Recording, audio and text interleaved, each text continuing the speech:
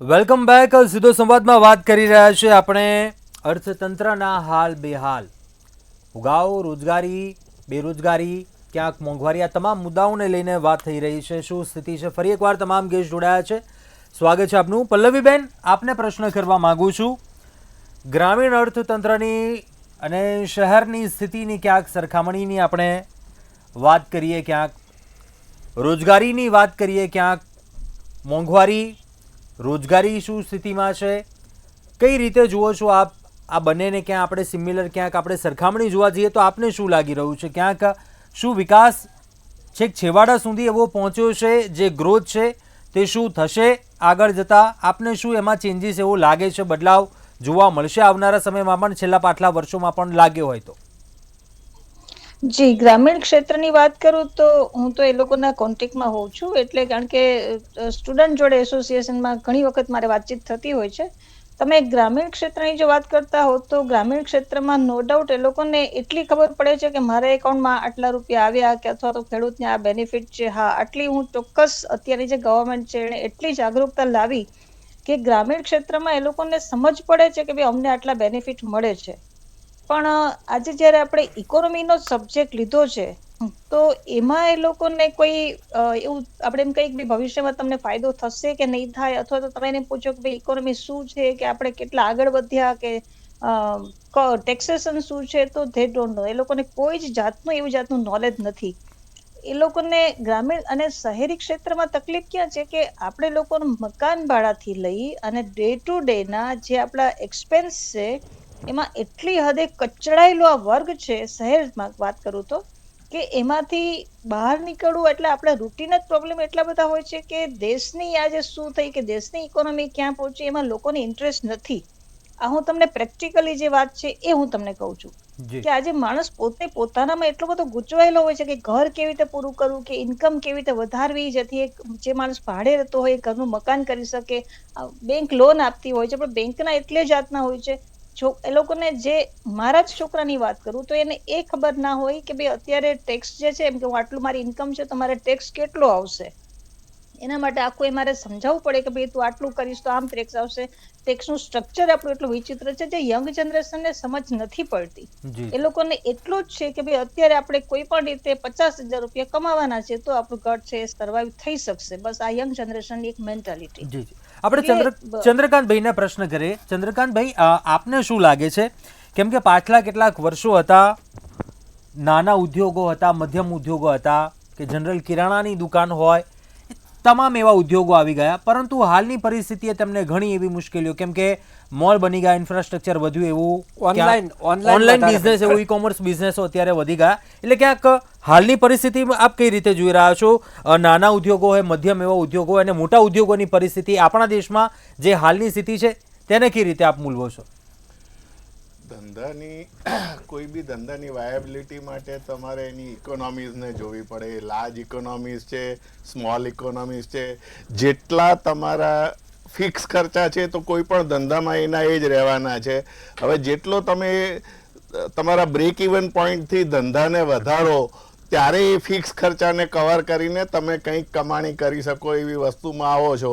હવે આ નાના ઉદ્યોગોના બ્રેક ઇવન ખર્ચા વધી ગયા, એના કારણે પ્રોડક્ટિવિટી માણસોની ઓછી થતી જાય છે. એના કારણે મોંઘવારીના કારણે પગારમાં ને એમાં ટ્રાન્સપોર્ટેશનના ને બધામાં થયેલા ખર્ચાના વધારાના કારણે એમના બ્રેક ઇવન પોઈન્ટ એટલા મોટા થઈ ગયા કે, અને સેલ એ પ્રમાણે છે નહીં. હવે સેલ નથી હોવાનું કારણ તમને તમારી પ્રોડક્શન કોસ્ટ લાર્જ ઇકોનોમીઝ કરતાં વધારે આવી રહી હોય તો you are not in a position to compete with them. હવે એ તમે કોમ્પિટિશન નથી કરી રહ્યા એટલે ઉલટો સેલ્સમાં ઘટાડો થઈ રહ્યો છે. મોટા ધંધાઓ પોતાની કોસ્ટ ઓફ પ્રોડક્શન કંટ્રોલ કરી શકે છે કારણ કે લાર્જ ઇકોનોમીઝના બેનિફિટ એમને મળી રહ્યા છે. એમની પાસે વર્કિંગ કેપિટલ સારી મળે છે, એમને ઓછા વ્યાજની મળે છે. આ બધા સંજોગોના કારણે નાના ઉદ્યોગોએ મોટા ઉદ્યોગો સામે જ્યારે ફાઇટ કરવાનું આવે ત્યારે ઘણું મુશ્કેલ બની રહ્યું છે. અને એટલે જ નાના માણસો મરી રહ્યા છે, નાના ધંધાઓ મરી રહ્યા છે. પછી ટ્રેડર્સ હોય તો એમને પણ મુશ્કેલી છે કારણ કે આજે યંગ જનરેશનને કોઈ વસ્તુ ખરીદવા માટે માર્કેટમાં જવું જ નથી. એ તે મોબાઈલ ઉપર એક એપ્લિકેશન ડાઉનલોડ કરીને 10 મિનિટમાં એમને વસ્તુ ક્યારે મળે છે, ક્યાં મળે છે, સામાન્ય ભાવમાં ફરક હશે તો પણ એને વાંધો નથી, લેવા નથી જવું. હું આજે કોઈકની સાથે વાત કરતો હતો કે અમારા ત્યાં ટાવરમાં એક બેન શાકભાજીની નું ટેમ્પો લઈને આવે છે, એ એમની પાસે બધાના ફોન નંબર છે, ફોન કરે છે અને લોકો એમને ઓર્ડર આપે ત્યારે ખાલી શાકભાજીનો ઓર્ડર નથી આપતો, શાકભાજી કાપીને તૈયાર કરીને સીધું એમને શાકભાજી બનાવી શકે એ રીતનું આપી જાય છે. ભાવ ભલે વધારે મળે, આપવો પડે. તો આ એક યંગ જનરેશનની મેન્ટાલિટી છે. એમાં બે કારણો છે. એમાં પણ મોટા ભાગના મધ્યમ વર્ગમાં બંને જણા અત્યારે કામ કરતા થઈ ગયા, હસબન્ડ વાઈફ બંને, તો એમની પાસે સમયનો પણ અભાવ છે. અને જે પૈસાદાર વર્ગ છે એમને પૈસાની પડી નથી, વધારે ભલે આપવા પડે પણ આપણે જેટલી સગવડ મળી રહે એટલી લેવી છે. તો આ બધા સંજોગોને જોતા નાના માણસો, નાના ઉદ્યોગવાળા છે એ મરી રહ્યા છે, નાના વેપારીઓ મરી રહ્યા છે એટ ધ કોસ્ટ ઓફ મોટા ઉદ્યોગપતિઓને ની સામે કોમ્પિટિશન નથી કરી શકતા તેના કારણે. જી પાર્થભાઈ, આપને પ્રશ્ન કરવા માંગુ છું. આ વિદેશની સરખામણીની વાત આપે આ પહેલા કરી હતી. હવે અન્ય દેશોમાં પણ આપણે જોવા જઈએ ઘણી એવી મંદી છે, ત્યાં પણ નોકરી નથી. અન્ય આપણે દેશોની આપણે વાત કરીએ ત્યાં નોકરી નથી, બેરોજગારી વધારે છે, મોંઘવારી સતત એવી વધી રહી છે. શું આપણા દેશની સ્થિતિ ઉપર ક્યાંક નજર કરીએ? નો ડાઉટ આપણે ઇન્ડિયામાંથી પણ ઘણા એવા અત્યારે સ્ટુડન્ટો પણ જઈ રહ્યા છે બહાર, પરંતુ હાલની સ્થિતિ આપણે અહીંયા જોઈએ, આપ કઈ રીતે જુઓ છો ક્યાંક? કેમ કે અહીંયા બેરોજગારીની સ્થિતિ છે, કેમ કે એજ્યુકેશન પણ એક લેવલ ઉપર વધ્યું છે, પાછલા કેટલાક વર્ષો કરતાં એજ્યુકેશન પણ વધ્યું છે, પરંતુ શું એવો તફાવત આપણને શું એવું તમને લાગતો હોય? કારણ કે યુવાધન છે ને એ અહીંયા નોકરી ના મળે એટલે બીજા દેશમાં જઈને નોકરી શોધવાનો પ્રયત્ન કરે છે. એટલે આપણું એની સાથે જે એ બૌદ્ધિક લોકો છે એ બીજે ત્યાં જતા રહે છે. એ અંગે શું કહેશો? હું આમાં એક વસ્તુ કહીશ કે તમે જો કેપિટલિઝમની વાત કરતા હોય, આપણે કેપિટલિઝમ તરફ આગળ વધી રહ્યા છે, આપણે સોશિયાલિસ્ટ દેશ નથી. એટલે પહેલું તો એ જોવું પડશે કે આપણે સોશિયાલિઝમમાં જવું છે કે કેપિટલિઝમમાં જવું છે. કેપિટલિઝમના ફાયદા અલગ છે અને સોશિયાલિઝમના ફાયદા અલગ છે. વાત આવે છે કે આપણું જે યંગ જનરેશન છે એ વિદેશ તરફ જઈ રહ્યું છે, પણ તમે કેટલા બધા વિડીયો જોયા હશે, યુકેના જોયા હશે કે તમે જર્મનીના જોયા હશે, કેનેડામાં તો ઢગલો તમને ગણીને બતાવું કે એક રેસ્ટોરન્ટમાં વેકન્સી પડે એક પોસ્ટ માટે અને 2000 લોકો લાઈન લગાવીને ઊભા હોય. આ રીતની પરિસ્થિતિ કેનેડામાં અને વિકસિત દેશોમાં છે. વિકાસશીલ દેશોની વાત કરીએ તો એમાં બ્રાઝિલ છે, ચાઇના છે, ઇન્ડોનેશિયા છે, ભારત છે અને આ બધામાં, અને સાઉથ આફ્રિકા છે, આ બધામાં અત્યારે ભારત સૌથી સારું કરી રહ્યું છે. બીજી વસ્તુ તમે જોવા જાઓ કે લોકોની જે પ્રમાણે ઇન્કમ વધી રહી છે એ પ્રમાણે ખર્ચો પણ વધવાનો જ છે. અને બંનેનો આ એક રેશનલ રિલેશન છે બેની વચ્ચે. ઇન્કમ વધશે એટલે ખર્ચો વધશે જ. અને જે રીતે તમે કીધું કે લોકો બહાર જઈ રહ્યા છે, જે બૌદ્ધિક ધન આપણું બહાર જઈ રહ્યું છે, તો એમાં એવું છે કે જે હમણાં ગ્રેજ્યુએટ થઈને નીકળ્યા છે આઈઆઈટીઝ કે પછી આઈઆઈએમ્સ કે પછી જે ટોપ યુનિવર્સિટીઝ છે એ લોકો બધા બહાર જઈ રહ્યા છે. પણ અત્યારે રિવર્સ ટ્રેન્ડ બી ચાલી રહ્યો છે છેલ્લા 2-3 વર્ષથી. ઘણા બધા એન્જિનિયર્સ અને ડોક્ટર્સ આપણા જે પાછલા 10 વર્ષથી કે 15 વર્ષથી વિદેશમાં છે એ લોકો હવે પાછા આવી રહ્યા છે અને નવા લોકો જઈ રહ્યા છે. તો આ વસ્તુ પહેલી વાર થઈ રહી છે. મેં આ વસ્તુ પહેલા નથી જોઈ કોઈ દિવસ. પહેલા એવું હતું કે બધા બહાર જ જતા હતા, કોઈને અહીંયા રહેવું જ નહોતું. હવે એવું છે કે બહાર રહેવાવાળી પબ્લિક પાછી આવવા માંડી છે. સિદ્ધાર્થભાઈ, આપને પ્રશ્ન કરવા માંગુ છું. આ તમામ મુદ્દા ઉપર તો વાત થઈ, પરંતુ આપે આ પહેલાં જે મુદ્દા ઉપર વાત કરી રહ્યા હતા, ગ્રામીણ ક્ષેત્રમાં ક્યાંક કોરોના સમય એવું અર્થતંત્ર કરોડરજ્જુ બનીને ક્યાંક સાબિત થયું, કેમ કે ખેતી આપણી ખૂબ જ સારી છે, હરિયાળી ક્રાંતિ આપણે કહીએ છીએ, પરંતુ ક્યાંક ઇન્ફ્રાસ્ટ્રક્ચરની વાત કરીએ, વિદેશોની સરખામણી ક્યાંક આપણે અહીંયા કરવા જઈએ, રૂપિયો નબળો થઈ રહ્યો છે ક્યાંક. શું એવા કારણો આપને એવું લાગે છે? કેમ કે નો ડાઉટ વિકાસ થઈ રહ્યો છે આપણે ગણીએ છીએ, પરંતુ વાસ્તવિકતા પણ ક્યાંક છે, પેટ્રોલનો દર એટલો વધ્યો છે, રૂપિયો નબળો. આ તમામ મુદ્દાઓ પાછળ શું કારણો આપ જવાબદાર માનો? આપણો કુંજભાઈ, જ્યારે ભારત દેશ આઝાદ થયો ને ત્યારે હું ખોટો ના હોઉં તો $1 બરાબર 3 રૂપિયા હતા. અથવા તો એમ સમજીએ ને કે એક પીપરમેન્ટ લેવી હોય ને કે ગોળી લેવી હોય ને તો $1 આપો અને $1 આપો તો સમકક્ષ હતો. પણ આઝાદીના 75 વર્ષ થઈ ગયા અને રૂપિયો 85 રૂપિયાએ પહોંચ્યો. તો મને એવું લાગે છે 2047માં જ્યારે 100 વર્ષ થશે તો રૂપિયો અને ડોલર 100 રૂપિયાએ પહોંચશે કે કેમ? એક બાજુ 5 ટ્રિલિયન ઇકોનોમી છે એટલે બહુ વિરોધાભાસ આ બધું દેખાઈ રહ્યું છે કે ખરેખર જો દેશ વિકાસ થતો હોય ને તો રૂપિયો મજબૂત થવો જોઈએ, જે નથી થઈ રહ્યો ગમે તે કારણોસર. પણ આપણે તો સાદા માણસો છે.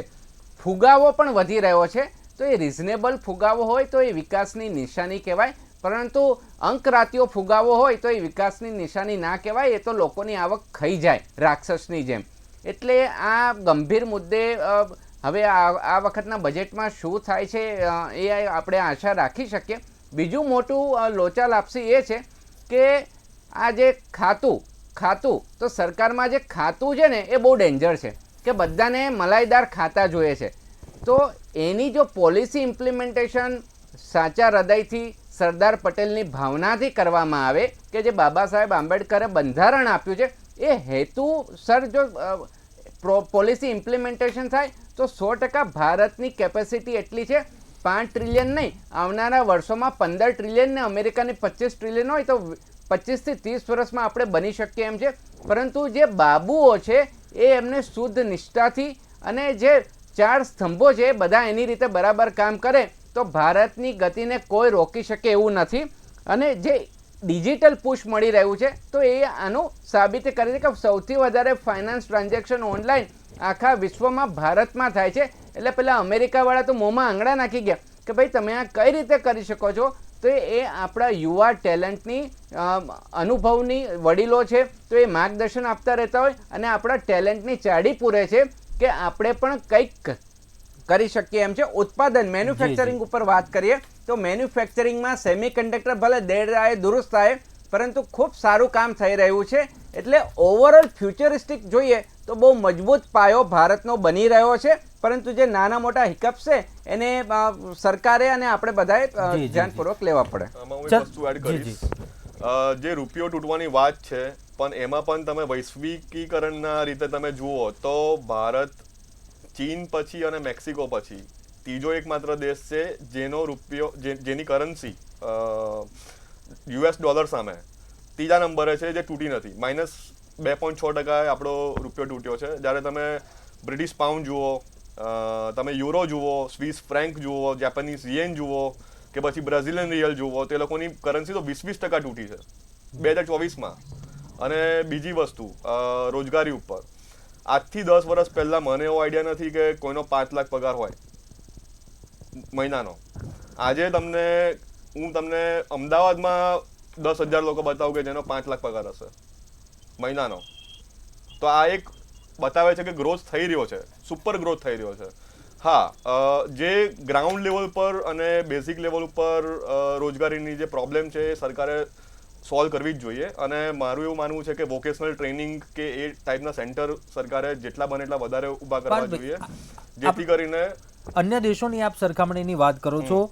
વૈશ્વિક સ્તર ઉપર યુક્રેનનું જે યુદ્ધ છે, યુક્રેન રશિયાની જે સ્થિતિ છે, ઇઝરાયલની સ્થિતિ છે, તેની કોઈ અસર આપણે કેમ કે ક્રૂડથી લિંક ઘણી એવી બાબતોમાં રિલેટેડ છે આપણા દેશની ઇકોનોમીને શું તેની અસર ક્યાંક પહોંચી રહી છે આપને લાગે એવું?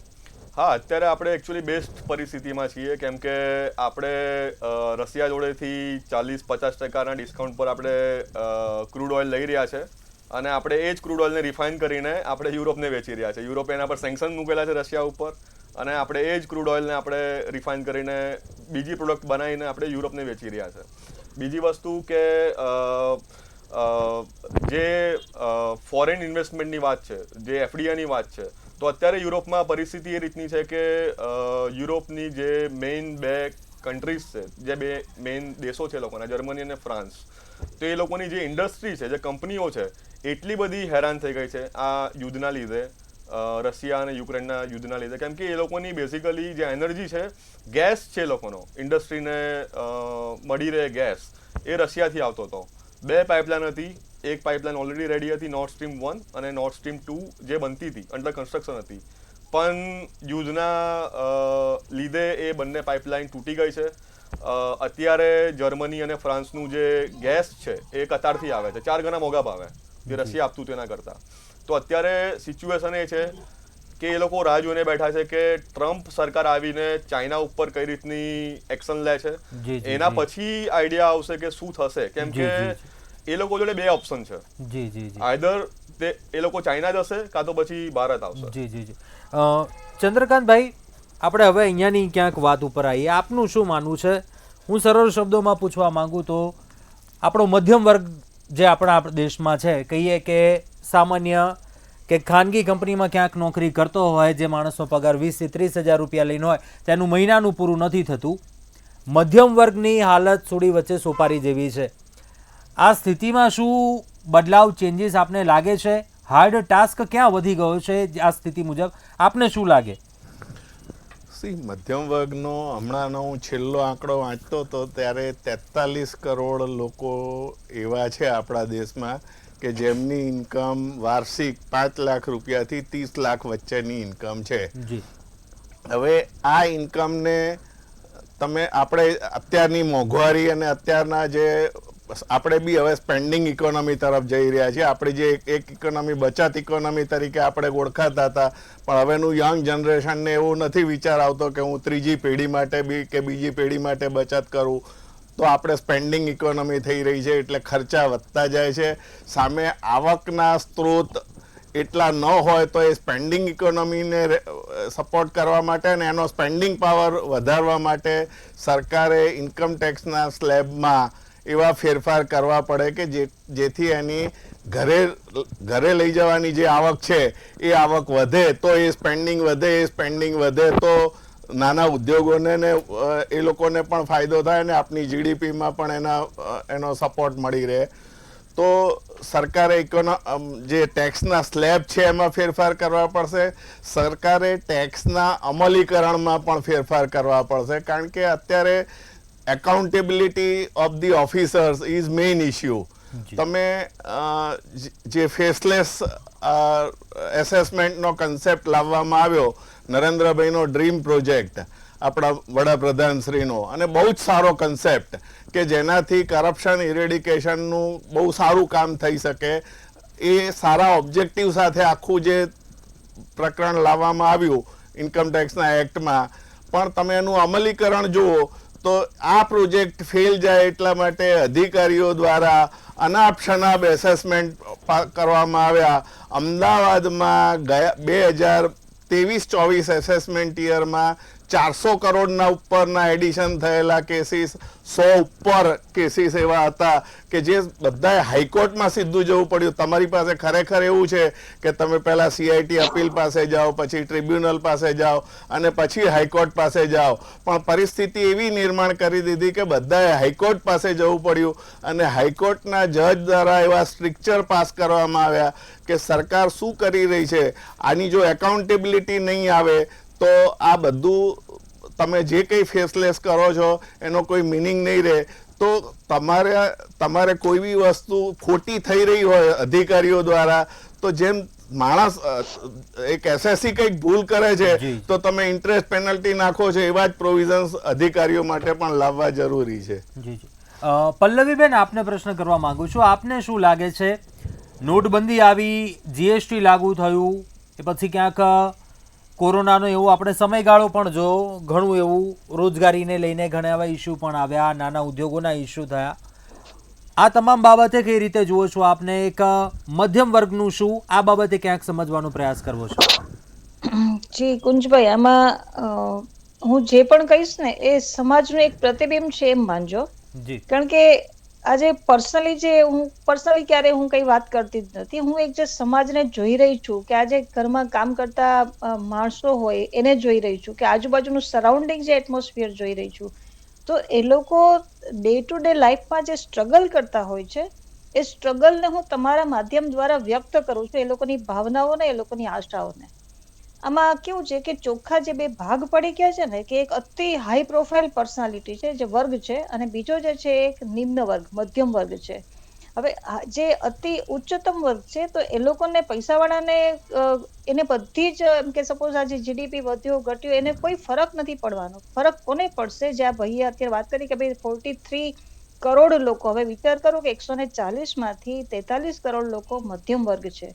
આજે તમારે અને બીજેપી ગવર્મેન્ટ સારું કરી રહી છે. હવે ડિજિટલાઇઝેશન જે બધું થયું તો એમાં કેટલા બધા ફ્રોડના કિસ્સા થયા, કેટલા બધા ફ્રોડ. મારા પોતાના ફોનમાં મેં ઓછામાં ઓછા 143 નંબર મેં બ્લોક કરેલા છે. એટલા બધા ખોટા ખોટા ફોન આવે છે. તો આ બધું પ્રોન્સ અને કોન્સ બંને છે.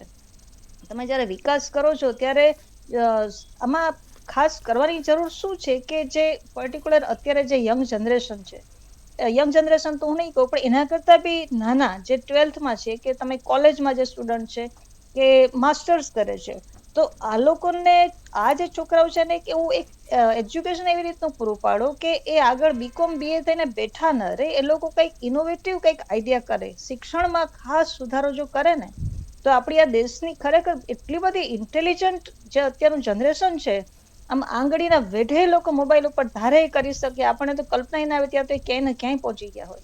તો આ જે યંગ જનરેશન છે કે જે બાળકો છે કે જે યુવાનો છે, કોલેજમાં ભણતા છોકરાઓ, એ લોકોને એવા રસ્તે એવું એજ્યુકેશન આપો, ટેકનિકલી એટલું એજ્યુકેશન આપો કે તો દેશમાં કોઈ બેરોજગારી, કોઈ આવો અનએમ્પ્લોયમેન્ટ કે પોવર્ટી આવો કોઈ સવાલ નહીં રહે. કારણ કે જે અપર લેવલ છે, આજે suppose I have completed 60 years of age, તો હવે હું સીધું વિચારું કે ભાઈ મારે કેટલા વર્ષ કાઢવાના. અત્યારે જે જનરેશનને આપણે શીખવાડવાની જરૂર છે, જો એને જી અત્યારની જે ગવર્મેન્ટ છે જો એને પકડીને એને જી, ટ્રેનિંગ જી, આપશે જી, ને તો પલ્લવીબેન. 100% ભારતની ઇકોનોમી ક્યાંયનું ક્યાંય જશે. જી જી જી, સમયનો અભાવ છે. પ્રફુલભાઈ, આપને પ્રશ્ન કરવા માંગુ છું અંતમાં. પાર્થભાઈએ પણ જે વાત કરી, ક્યાંક વૈશ્વિક અન્ય દેશોની સરખામણીની ક્યાંક વાત કરી, વાર્ષિક આવકનું જે ક્યાંક પ્રમાણ વધ્યું છે, ઘણા એવા લોકોનો એવો વર્ગ છે તેમનો વાર્ષિક પગાર વધ્યો છે, પરંતુ આપણે સરખામણીએ ક્યાંક બેઝિક જોવા જઈએ તો ઘણા એવા લોકો છે જે મધ્યમ વર્ગ છે, જે રીતના સસ્ટેન કરી રહ્યા છે. નાના ઉદ્યોગો, મોટા ઉદ્યોગો, ટેક્સ માળખાને લઈને વાત થઈ, રૂપિયો જે ક્યાંક નબળો પડ્યો તેની વાત થઈ, ક્યાંક વિદેશી નિવેશ, વિદેશી મૂડી પણ ક્યાંક બહાર જવાની વાત થઈ. જે આ તમામ મુદ્દાઓને આપ કઈ રીતે મૂલવો છો અને ક્યાંક ચેન્જીસ ટાસ્ક આપણા માટે શું બની રહેશે? કેમ કે ત્રીજા નંબર પર જે અર્થવ્યવસ્થા પહોંચાડવાની છે અત્યારે જે વાત કરો, પરંતુ હાલની આ કરંટ સિચ્યુએશનને જોતા આપ કઈ રીતે મૂલવશો? પાર્થભાઈ, જે વૈશ્વિક ઇકોનોમીને વિશ્વના જે ઊભા થયેલા સંજોગો છે એની વાત કરી. આજે તમે જો કે રશિયા અને યુક્રેન વચ્ચે કેટલા લાંબા સમયથી યુદ્ધ ચાલે છે, ઇઝરાયલ અને ઈરાન વચ્ચેનું ચાલે છે, અને નાના નાના ઉદ્યોગો તો સંખ્યાબંધ ચાલે છે. એક વચ્ચે ડિબેટમાં એક વિચારક ભાઈ આવ્યા હતા, એણે કહ્યું કે નાના નાના યુદ્ધો 40 જેટલા ચાલે છે, જે આપણને ખબર જ નથી. આ જે યુદ્ધો ચાલે છે એની આખા વિશ્વની ઇકોનોમી ઉપર અસર થયેલી છે. એક વૈશ્વિક મંદી પણ આવી છે.